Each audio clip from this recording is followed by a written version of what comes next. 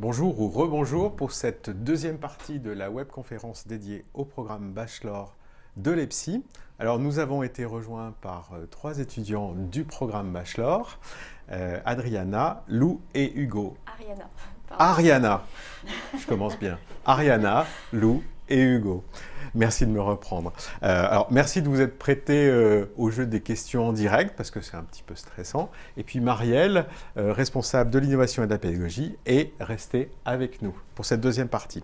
J'ai envie de vous poser une première question. D'abord, peut-être vous présenter, nous dire un petit peu d'où vous venez, quel bac vous avez fait. Ariana, je ne me trompe pas cette fois-ci. Je m'appelle Ariana, j'ai 18 ans. Je suis en B1 à l'EPSI de Lyon et je viens de la région Rhône-Alpes. Donc B1, première année du programme. Voilà. Et vous, Lou? Je m'appelle Lou, j'ai 18 ans, je viens de la région Rhône-Alpes aussi et je suis en première année à l'EPSI Grenoble. Et vous, Hugo? Bonjour, donc je suis Hugo, élève de deuxième année à l'EPSI Grenoble. J'ai fait un bac S, spécialité ISM, et j'ai 19 ans. Et vous êtes en deuxième année? En deuxième année. Vous êtes le vieux de la rangée, c'est ça? Exactement. Première question très simple, comment vous avez fait pour choisir l'EPSI? Ariana? Je me suis documentée sur Internet en comparant les différentes écoles et j'ai choisi l'EPSI parce qu'elle proposait un parcours qui m'intéressait beaucoup, qui était plus orienté web et aussi parce qu'elle avait un bon relationnel entreprise et aussi grâce à la 6e année proposée au Canada. Alors on en a parlé beaucoup dans la première partie, peut-être pour ceux qui n'étaient pas avec nous pour la première partie de la webconférence, rappelez ce que c'est que la 6e année au Canada. Voilà. En fait, après nos 5 ans, on propose, pour ceux qui sont intéressés, d'aller au Canada. Donc il y a 2 parcours au choix. Il y a le parcours qui est lié au développement, mais c'est un parcours qui va vers le gaming en fait, le jeu. Le jeu. Et le deuxième parcours, c'est le parcours qui est propre à l'infra et qui est orienté sécurité. Ah pardon, infrastructure et qui est orienté sécurité. L'avantage, effectivement, au Canada, c'est qu'on peut, à la fin de ce parcours, aller travailler, en fait. Et travailler directement. Et travailler directement au Canada, en informatique et dans la spécialité qu'on a Vous, c'est ce qui vous a préparé. Oui. A priori. Et vous, Lou? Alors moi, j'ai rencontré l'EPSI sur le salon de l'étudiant et ce qui m'a beaucoup intéressé, c'est justement ce relationnel avec le monde professionnel, tout simplement, tout ce qui est stage, alternance. C'est vraiment ça. On a parlé beaucoup des intervenants tout à l'heure. Voilà, aussi. Et c'est vraiment ça qui m'a intéressée dans l'EPSI. D'avoir une formation professionnelle. Voilà, c'est ça, oui. C'est vrai que... Oh, excusez-moi. Excusez-moi. En fait, c'est vrai que... Marielle. En fait, les stages et alternance, alors on a stage en première année en B1, B c'est bachelor en fait, parce que c'est vrai qu'on parle beaucoup de B, mais on n'a pas précisé. B1, B2, bachelor, deuxième année pour bachelor, Hugo. deuxième année. Donc B1, B2, on a des stages, et B3, on est soit en stage, pour ceux qui sont en formation initiale, soit en alternance, donc en entreprise. Donc effectivement, il y a beaucoup d'allers-retours en entreprise. Très bien. Et vous, Hugo? Eh bien, moi j'ai découvert l'EPSI sur... C'était il y a longtemps, vous êtes en deuxième année. Quand j'étais en terminale au forum de mon lycée, je suis revenu pour voir au salon de l'étudiant et à la journée porte ouverte pour me donner un peu une idée de ce que c'était l'école. Et ce qui m'a beaucoup plu, donc ça a déjà été dit par mes camarades, mais le côté professionnel de l'école, l'alternance et le stage, je pense que c'est un gros plus pour notre parcours d'éducation professionnelle. Mais c'est aussi le côté double compétence, entre guillemets, que ce soit à la fois développeur mais aussi réseau, car c'est important, je pense. Enfin, ça dépend des spécialisations, mais dans mon cas, c'est important. C'est important d'avoir les deux. Exactement. D'accord. Question de Karl, qu'est-ce qui vous plaît ou qu'est-ce qui te plaît le plus dans le bachelor? Vous avez remarqué que tout le monde se tutoie dans l'informatique, je ne suis pas habitué, mais je vais m'habituer vite. Qu'est-ce qui te plaît dans le bachelor? Question à vous trois. Lou? Moi, ce qui me plaît vraiment, c'est la polyvalence en fait de ce bachelor. C'est qu'on peut partir autant en développement, autant dans le réseau, autant dans la sécurité. Et c'est vraiment cette polyvalence-là qui est vraiment... On a parlé tout à l'heure beaucoup voilà. de cybersécurité, qui est un secteur qui recrute. Et vous et toi? Pardon. Ce qui me plaît beaucoup dans le bachelor, je pense, c'est tous les projets de groupe qu'on fait. Oui. Ça permet d'avoir vraiment une bonne entente et Et puis vraiment, à faire des projets, en fait, c'est un peu concrétiser tout ce qu'on apprend. Donc c'est vraiment hyper intéressant. D'accord. Donc beaucoup de travail en groupe. Et c'est fondamental. En informatique, on aime partager. En fait, on aime travailler en équipe, on aime partager. Partager donc et ça, se tutoyer. Et se tutoyer. J'ai compris. Et donc ça, c'est fondamental pour bien développer les compétences en informatique. Et toi, Hugo? Alors, ça a déjà été dit, le bachelor et puis le côté différentes compétences. Je rajouterais aussi le côté donc productivité, c'est-à-dire, et aussi les stages, dans le sens où on apprend beaucoup dans les entreprises, c'est un fait, on applique ce qu'on apprend à l'école et c'est important justement de voir le début d'un projet, comment il se confectionne entre guillemets, comment il est managé et à la fin aussi comment on va le vendre aux clients. Donc on va faire appel à différents cours qu'on voit à l'école. Très bien. Alors, après la question de Karl, question de Dylan, qu'est-ce qui est le plus difficile? Je commence par vous qui êtes en première année, donc vous étiez en terminale juste avant. Qu'est-ce qui change beaucoup par rapport à l'année de terminale? Qu'est-ce qui est le plus difficile, peut-être en adaptation? Oui, en adaptation, et je pense aussi ce qui est le plus difficile, ça va être le rythme, parce qu'on va plonger dans de nouvelles matières qu'on ne connaît pas, comme la programmation, mais aussi dans pour laquelle vous êtes venu. Évidemment, mais aussi dans des matières plus générales, comme l'économie ou le droit, et selon le cursus suivi, on n'en a pas forcément vu, donc comme ça va assez vite, c'est vrai que c'est assez difficile de tenir le rythme. Voilà. Mais ça va? Oui, ça va. Ça va. Et vous, Lou? Moi, je pense que c'est l'autonomie. En terminale, on est très cadré, et là, on arrive dans une école qui nous met vraiment dans une ambiance très professionnalisme. Donc, on nous met dans des projets qui nous mettent en autonomie totale, et ça peut être dur pour certains, justement, cette transition-là. D'accord. Hugo? Pour ma part, je choisirais l'algorithmie, qui est en fait une logique qui permet d'apprendre les langages de programmation, les différents langages de programmation, pour créer des sites internet, des applications, des choses comme ça. Et donc cette logique-là, alors pour ma part, on ne l'avait pas forcément au lycée ni au collège. Maintenant, ça commence à être intégré justement au collège et avec différentes spécialités au lycée. Mais on peut rencontrer des difficultés en première année si on n'a pas vu de langage de programmation de sa vie sur la logique. Sur la logique un petit temps d'adaptation. Exactement, un petit temps d'adaptation. Mais ça a l'air d'être intéressant quand même. Bien sûr, c'est intéressant, c'est même fondamental, je pense, pour faire des applications, des sites internet. Et c'est vrai que c'est souvent ce qui revient en fait. Le plus difficile, c'est le socle de la programmation, qui est l'algorithmie. Et c'est un socle qu'on apprend, on va dire, petit à petit, et qu'on comprend peut-être mieux en deuxième, troisième année. Mais ça vient. Alors, on a parlé en première partie beaucoup des stages. Hugo, a priori en deuxième année, vous êtes déjà parti en stage. Vous pouvez peut-être nous dire... Alors, j'ai fait 2 stages pendant mes 2 années. Donc, j'ai un en première année, un stage de 2 mois, et un deuxième en deuxième année. Le premier, c'était dans une start-up située à Lyon, qui est sur la création d'applications sur les réseaux sociaux. Elle n'est pas encore sortie, donc on ne peut pas savoir le nom alors. Exactement, on ne peut pas, je suis désolé. Il faut vous suivre sur un réseau social pour savoir le nom quand ça va sortir. Voilà, c'est ça. D'accord. Et donc, vous donnerez bien vos coordonnées à la caméra tout à l'heure. C'était donc basé sur des technologies Microsoft, et c'était vachement intéressant parce que on a toute cette philosophie start-up, le côté innovant, qu'on a parlé tout à l'heure, mais aussi de proximité, et je trouve qu'on apprend beaucoup de choses parce qu'en fait on doit tout faire dans une petite entreprise. Et on travaille comme un vrai collaborateur. C'est un peu ça. Quasiment. C'est pas un stage café. Ah non, c'est pas, bah, c'est pas l'objectif de toute façon. Un stage est là pour monter en compétences, et donc c'est pas rendre des services et faire le café. C'est mettre les mains dans le cambouis. Exactement. Et ton expression, oui, Marielle. Voilà. On reviendra sur le deuxième stage, puisque vous êtes en deuxième année. Et vous, alors vous n'êtes pas encore en stage, mais je suppose que vous avez commencé à chercher. Oui. Vous avez trouvé, pas encore trouvé? Bah alors, moi c'est en cours. Oui. Voilà, donc vous ne pouvez pas dévoiler non plus. Bah non, parce que je n'ai pas de pour le moment, mais j'ai passé plusieurs entretiens déjà, donc j'attends des retours et je verrai bien. D'accord, donc mais c'est en bonne voie. Oui, c'est en bonne voie. Et juste si on vous demandait le stage idéal, c'est faire quoi dans quelle entreprise? ça serait développer soit une application, soit un jeu, mais ça serait vraiment autour de la programmation objet, je pense. Oui, d'accord. Voilà. Et vous, Ariana? Oui, moi j'ai trouvé mon stage. Ah, ça y est, c'est fait. Oui. Et donc en fait, il se base autour donc c'est le renouvellement d'une application de sécurité. D'accord. Ah, Dans c'est quel type intéressant. d'entreprise? Dans une banque. Dans une banque. Oui. D'accord. C'est On a le droit de citer la Ouais, marque. si vous voulez, ça a oui. vraiment l'air intéressant. On va pas citer de marque. On va pas citer de marque, c'est bien.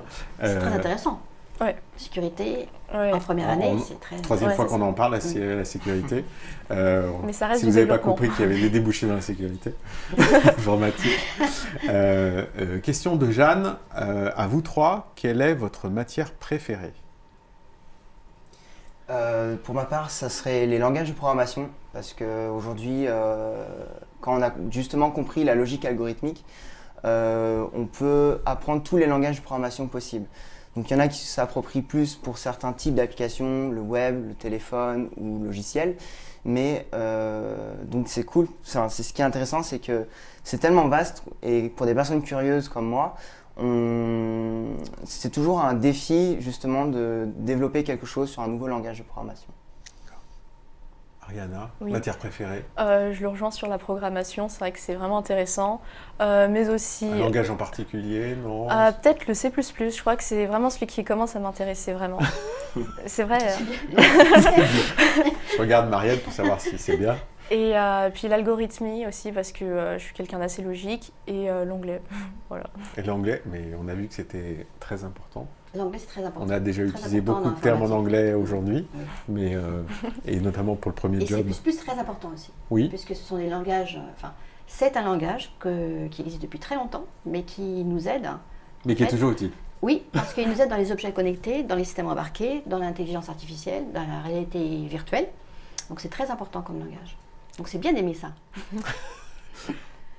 Eh ben, Lou, moi, par matière rapport préférée. à mon stage parfait, comme j'ai dit, application, site, jeu, donc ça serait plus vraiment tout ce qui est C++, PHP, donc ça rejoint les deux autres sur le principe de langage de programmation. Vous aimez tous les langages de programmation. C'est essentiel. C'est pour ça que vous êtes là, très bien. On va revenir un petit peu sur les stages. D'abord, vous n'avez pas parlé de votre deuxième stage.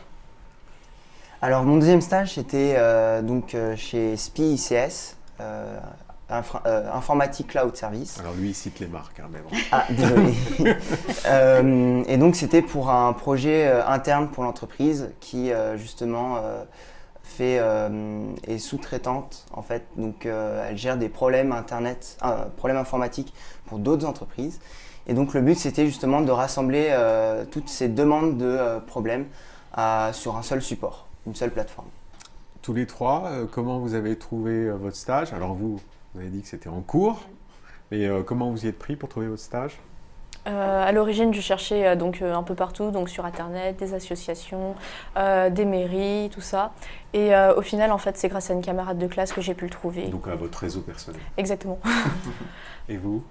Alors moi pour le premier stage c'était un ancien élève de l'école qui était présent dans la start-up D'accord. et qui Donc justement... l'importance du réseau EPSI. Exactement, On n'a pas beaucoup parlé des diplômés, mais c'est un Oui, élément extrêmement Oui, important. voilà. Et donc il m'a présenté ce qu'il faisait, le projet. Ça m'intéressait et donc il a fallu travailler pendant une semaine. Il m'avait donné un projet justement pour voir si j'avais entre guillemets les capacités. Il vous a pour ça. testé. Exactement, mais je trouve ça Il entièrement vous a logique. testé, mais vous avez réussi. Bien sûr. et donc voilà. Et pour le deuxième, c'est pareil, le réseau de l'école pour le coup, et qui avait des relations avec l'entreprise. Et vous, Lou? Alors ouais, moi aussi, c'est principalement le réseau de l'école qui m'a bien orientée. Et après, recherche sur Internet. Enfin, ça doit beaucoup venir de nous, en fait, les recherches de stage. On nous aide à côté, mais Oui, il faut vraiment vous êtes qu'on aidé, mais s'investisse. c'est quand même le stage, il est pour vous. Voilà, c'est ça. Petite question de Thomas, est-ce que le workshop, qui est un terme qu'on a utilisé plusieurs fois aujourd'hui, est formateur? Oui. Et c'est pas Marielle qui va répondre, c'est vous. Après, peut-être. Non, c'est vrai que c'est vraiment formateur par contre. Peut-être que... réexpliquer pour ceux qui nous ont rejoints ce que c'est qu'un workshop Ouais. selon EPSI. Ouais, le workshop, donc c'est une semaine complète. Ça dépend des fois, si le jugement se fait le vendredi ou la semaine prochaine, mais en général c'est une semaine durant laquelle on a un projet et on est en groupe pour le réaliser. Donc par exemple, le dernier workshop a eu lieu la semaine dernière.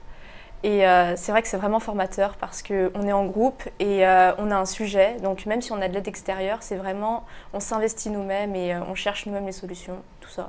Vous pouvez donner l'exemple du projet sur lequel vous avez travaillé? C'était la création d'une plateforme sur laquelle les élèves des psys pouvaient venir demander de l'aide. D'accord. On va peut-être continuer le projet.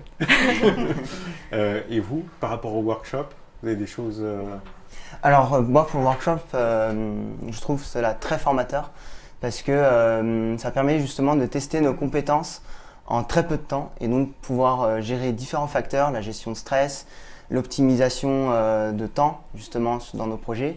Et donc il y a aussi la gestion d'équipe parce qu'on est en groupe, donc il va falloir se répartir les tâches. Je pense qu'il y a différents formats pour le workshop. On a par exemple le week-end dernier, on a participé à la Scientific Game Jam. Donc c'est un hackathon, donc c'est la même chose.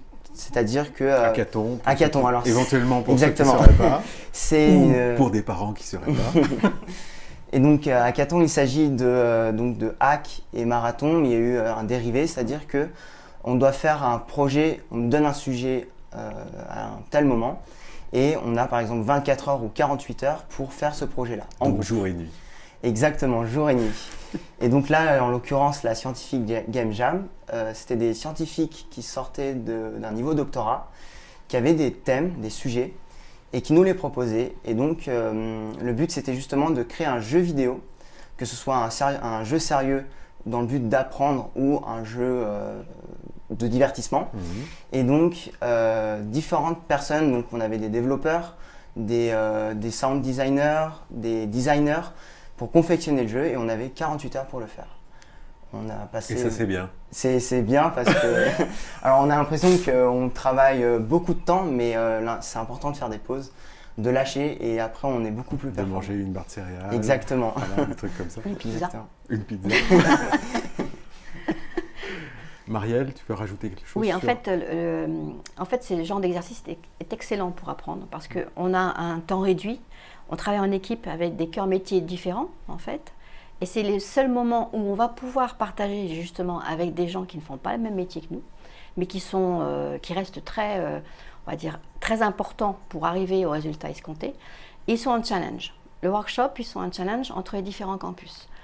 Donc chaque année, on remet le trophée du workshop au meilleur campus en fait. Donc c'est un challenge national, c'est un challenge pour vous en fait au sein de l'équipe pour pouvoir coordonner en fait le travail et c'est un challenge pour arriver aussi au résultat escompté en très peu de temps.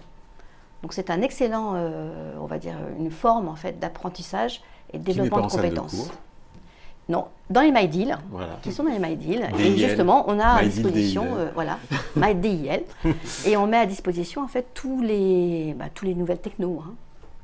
Question de Paul, comment sont organisés les cours dans la semaine? Il y a des jours de libre, je pense qu'il y a une question aussi sur les activités. Est-ce que vous avez le temps d'avoir des activités en dehors? Oui, on a vraiment le temps d'avoir des activités parce que pendant le parcours initial, en fait, on aura 2 demi-journées de libre par semaine. Et aussi, en général, les modules sont par bloc de 2 ou 4 heures. Et l'emploi du temps change chaque semaine. Voilà. Mais vous avez quand même le temps d'avoir des activités. Oui, tout à fait. Bon, le week-end, on a vu que vous faisiez des hackathons, mais... Il n'y a pas que ça. Il n'y a pas que ça. Question sur l'international. Alors, en première année, vous n'êtes pas encore parti. Est-ce que vous envisagez, et puis après je viendrai sur vous Hugo, est-ce que vous envisagez de partir à l'international durant votre parcours à l'EPSI? Oui, tout à fait. Oui, vous savez déjà où? Ce que j'aimerais beaucoup faire, c'est le programme des 10 semaines en Australie. Oui. Et après, comme je vous l'ai dit... en quelle année pour ceux qui... je pense qu'il n'y a pas d'année en particulier, il faut avoir un bloc de 10 semaines. Et en fait, on travaille beaucoup avec les universités ou les écoles, de façon générale, sur la notion d'équivalence. Donc on regarde tout le temps les programmes de chacune des écoles et on regarde les compétences que visent, en fait, qui sont visées dans ce programme. Et par rapport à ça, on voit si on peut ou non en fait, partir dans telle année. Donc il y a une équivalence et il y a un parcours personnalisé. En fait. Il y a de la souplesse dans le parcours. Oui, il y a beaucoup de souplesse.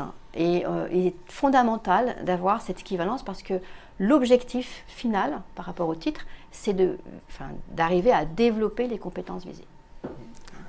Lou, l'international, tout de suite, pas tout de suite? Peut-être pas tout de suite. Après, si ça vient à moi, si j'ai une proposition, je pense que... Vous ne direz pas non. Je ne dirais pas non.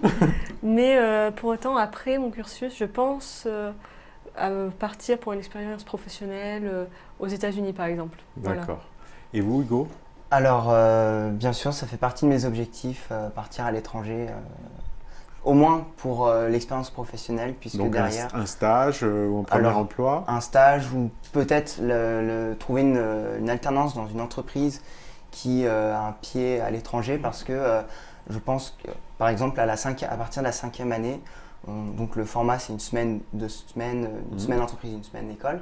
Quand on est en alternance, voilà. Exactement. Et donc en 5e année, à partir de décembre, janvier, si je ne me trompe pas, on est à temps plein dans une entreprise. Si vous vous trompez, Marielle va Oui. Voilà, c'est bon ça. Okay. Donc on est à temps plein dans une entreprise et donc pourquoi pas justement trouver une entreprise qui est en France en 5e année et qui peut peut-être avoir une expérience, peut m'offrir une expérience à l'étranger. Oui, ça se fait en fait. Ça se fait parce que la 5e année, on a un premier semestre où on a un ensemble de cours. Et le 2e semestre, il est là pour pouvoir aller en entreprise et travailler le fameux mémoire professionnel obligatoire pour un titre de niveau 1. Donc effectivement, on peut totalement aller à l'étranger, faire son stage et continuer à travailler son mémoire et soutenir après en septembre-octobre, totalement.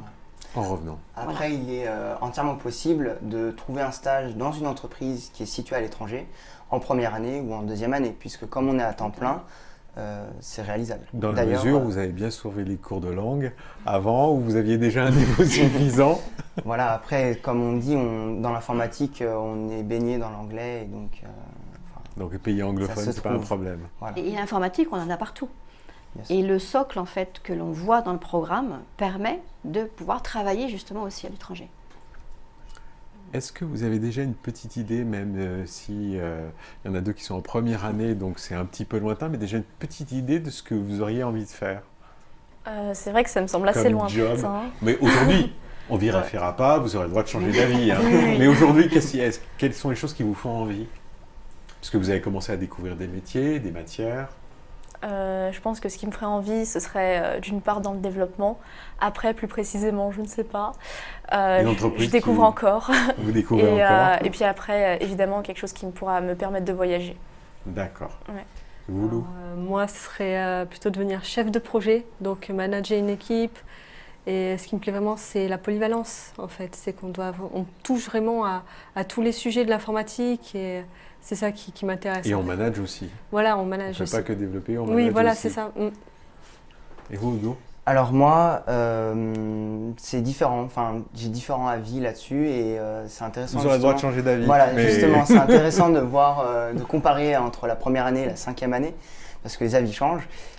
Pour ma part, pour l'instant, je suis plutôt orienté sur la sécurité, mais donc c'est pour ça, j'ai pas de métier type entre guillemets, parce que c'est tellement vaste et j'aime beaucoup de choses, donc j'aimerais pas me fermer sur quelque chose de particulier. Donc pour l'instant, la sécurité m'intéresse parce qu'elle est polyvalente. La cybersécurité. Voilà, la cybersécurité, parce qu'elle est polyvalente dans le sens où on a les langages de programmation, la programmation, mais aussi le réseau et l'infrastructure des appareils. C'est vrai que la cybersécurité nous permet d'attaquer le développement, l'infrastructure, la donnée. Donc on peut toucher vraiment à tout par la sécurité. Tous les domaines. Oui. Le temps tourne très vite, ça fait déjà presque 1 heure qu'on est ensemble depuis le début de cette webconférence, mais j'ai quand même envie de vous poser quelques petites questions avant qu'on se quitte. Peut-être un meilleur souvenir depuis votre début à l'EPSI? Et ben pour moi, ça serait les workshops. C'est vraiment, on est baigné dans une ambiance. Ce que Ariana a évoqué tout à l'heure. Voilà, c'est vraiment une très bonne ambiance. Voilà. Où on travaille ensemble. C'est ça, on s'entraide. Quand il y en a un qui a un problème, on vient l'aider. Enfin, c'est vraiment cette ambiance d'entraide. Je trouve que c'est vraiment des très bonnes. Tu as dit tout à l'heure que dans l'informatique, on échangeait. Le maître mot, c'est collaboration et partage en informatique. Oui, Je suis d'accord vraiment pour les workshops, c'est vrai. Et dans le même esprit, je dirais vraiment les projets. Oui. C'est vraiment quelque chose que j'aime faire, donc ce serait pour moi un bon souvenir. Pour ma part, ce serait les temps en entreprise, parce qu'on apprend beaucoup de choses. Vous avez de l'expérience, voilà, en deuxième année. Et d'un point de vue relationnel, ça permet aussi de voir beaucoup de choses, différentes choses qu'on ne voit pas forcément à l'école.